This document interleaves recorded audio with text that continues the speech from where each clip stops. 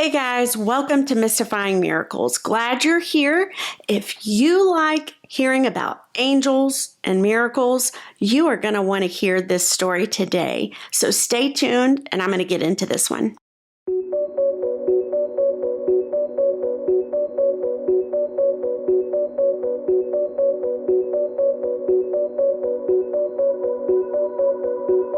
Greg Kirk. He was a Baptist minister, and he had been one for many years. And he'd heard many sermons himself in regards to angels. And he'd heard stories from people about angels and experiences with them. However, despite that, at this point in time in his life, Greg was still quite skeptical. He just wasn't sure that angels could actually have direct contact and be visible to people. That is, actually, until he was on the brink of death when he was diagnosed with a tumor. It was 1999 when Greg just noticed this persistent bad back pain. It had just been lingering and lingering. But he chose to handle it like he'd always handled pain in his life.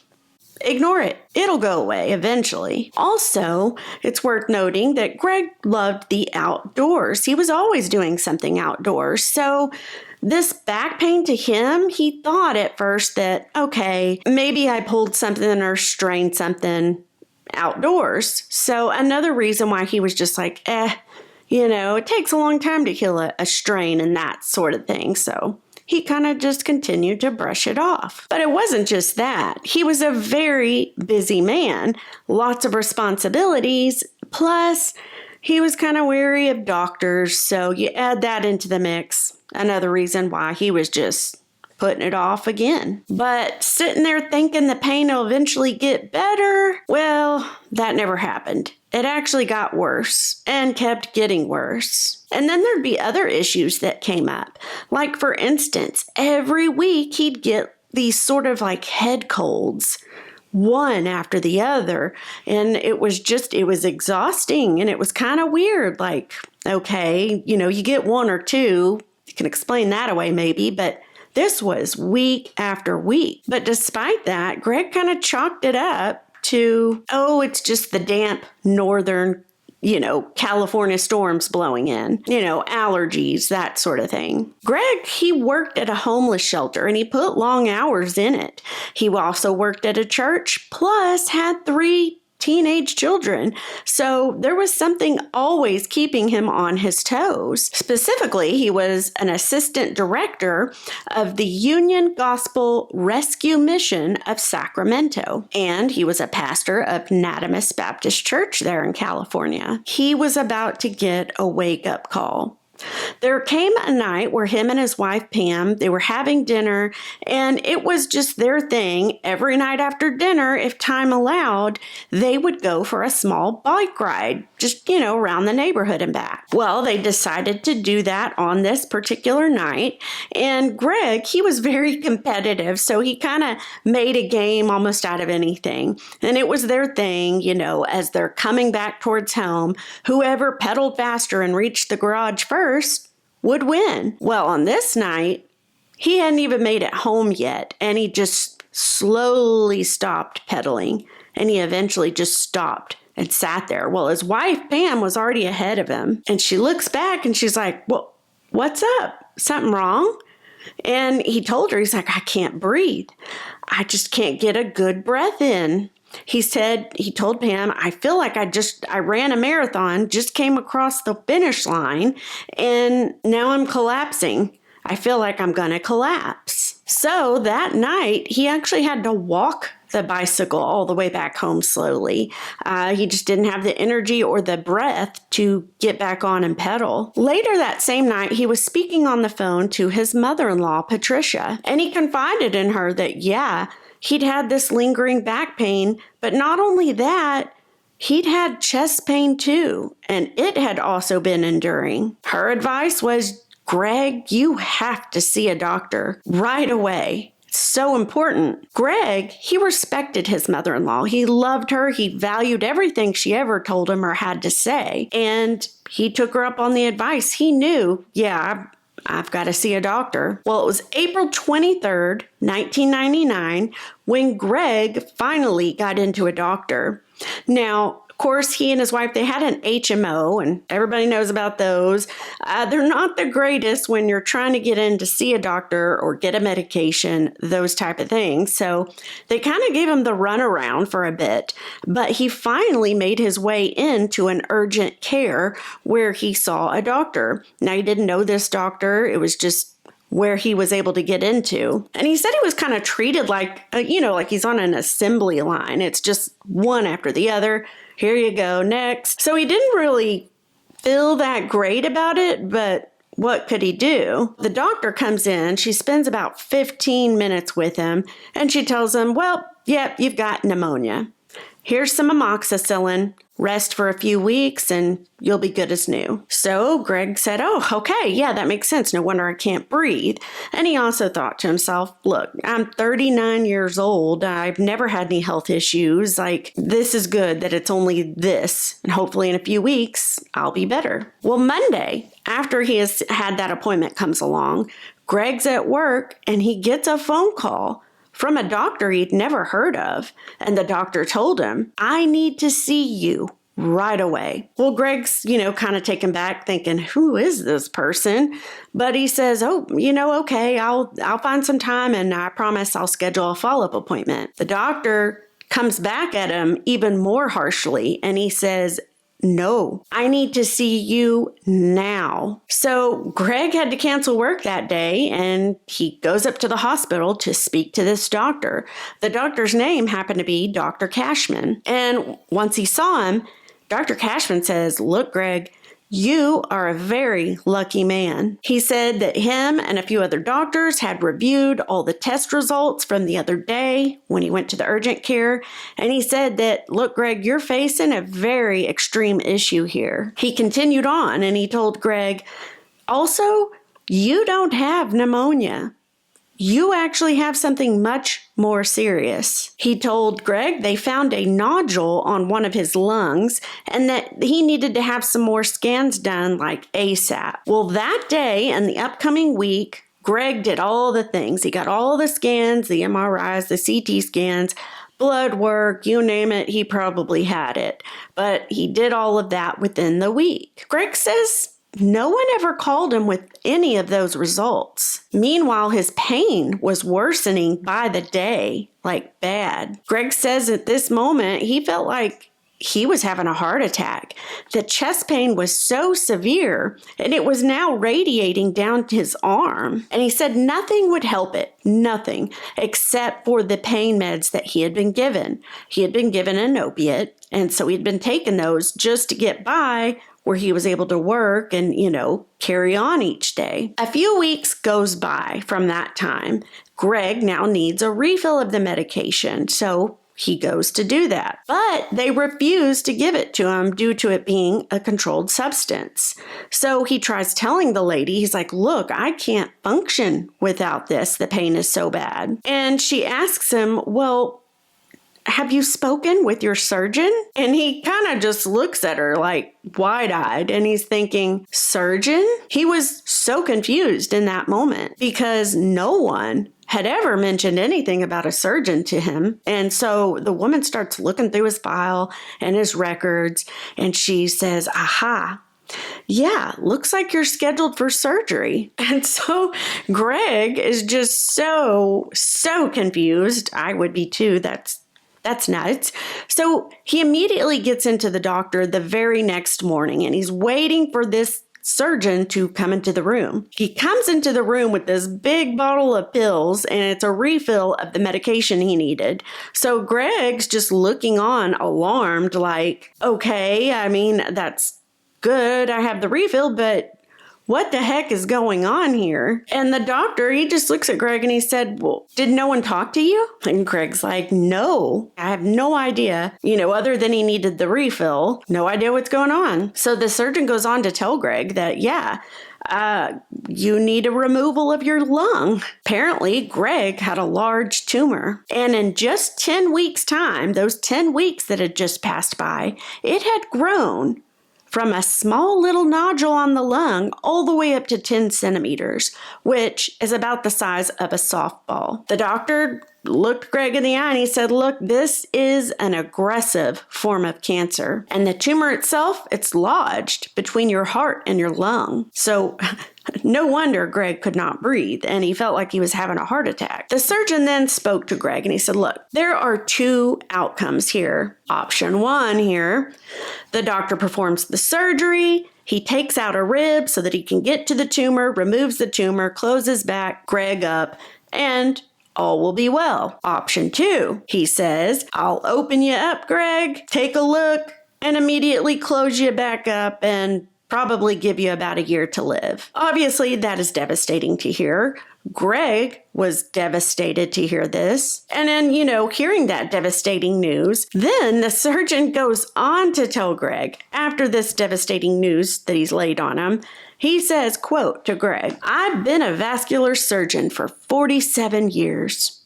I drink, smoke, gamble, and run around with women. And I'm as healthy as a horse. I look at a person like you who's dedicated his life to helping others, pastoring, working with the homeless, and here you have a terrible form of cancer. Tell me, what kind of God does that? Greg was stunned. The audacity of this man. Really? Greg had but one answer for this surgeon, and he said, God has a reason for everything that he does. And Greg believed that with every fiber of his being. Even though he did believe that, though, he was still left feeling quite bewildered and with a sense of grief of what he'd just learned. So he began to pray after he left that office, and he said, God, your will be done. But he also told God that if it's in his will, he would love to be able to keep on living. Well, 2 weeks goes by and Greg attends a conference. It was the Association of Gospel Rescue Missions in Spokane, Washington. And he'd gone to this thing every year. He'd always gotten a lot of encouragement and got to see many speakers and just workshops, the whole thing. So even though he was going through what he was going through, he decided to go. But he chose not to share his diagnosis with anyone. He was still processing it himself, and he just didn't want people making a big deal. Well, his good friend Jeff Gilman was there at the conference, and one morning, they start taking a walk together down the river. Jeff, as he's walking, suddenly stops. He turns to Greg, and he asks him, "You're sick, aren't you, Greg?" And Greg was caught off guard, he was probably thinking, how did you know that? But Jeff goes on and he says, "The Lord told me, you haven't shared this with anyone here, but I'm going to pray for your healing." Greg thanked him and appreciated that, Jeff was going to pray for him. And he asked Jeff, just please don't share this with anyone else. I'm still processing it and I want to keep it private. And so Jeff, obliged. He said he wouldn't. Well, on the third night of that conference, there was a man by the name of Frank Peretti. Frank Peretti was known for his spiritual warfare books, but also he was known for playing the banjo. So he was speaking that night and he spoke of God's unconditional love. Well, when he was done, Greg wanted to go up and thank him, for being there and the words that he spoke. So he goes up there to do that. And they're talking and he tells Frank, he's like, "Yeah, and believe it or not, I play banjo too." Well, Frank was like, "Really?" He's like, "You want to have a quick jam session?" Greg thought that was amazing that he was being asked that. So he's like, "Yeah." So he goes to pick up one of the banjos. They start jamming and playing together. And about 15 minutes in, Frank just stops and he gently walks over to where Greg is and he whispers in his ear, "So how come you're not telling anybody you're sick? We are going to pray for you right now." And then after he told Greg that, he walked back over to where his instrument was. He picks up his banjo and he begins playing again. Well, once again, Greg is left dumbfounded. Now this is two men that somehow knew of his sickness and he's just like, wow. Greg says to this day that was the strangest occurrence in his life And he said it was also mysterious, yet also miraculous. Well, once Greg got home, he was on a spiritual and an emotional high. He did all his several doctor's appointments. He had lots of paperwork to do and the pre-op stuff that, all had to be done prior to his surgery. He was told to expect many rounds of chemotherapy and radiation once the surgery was out of the way. And on June 20th, Greg spent 4 nights, 2 of them in the ICU at a hospital. When he was in the ICU, he was hooked up to tubes and breathing tubes and whatnot because of the nature of his surgery. Well, Greg says something amazing happened that first night in the hospital. He said he was awakened suddenly from a deep sleep and someone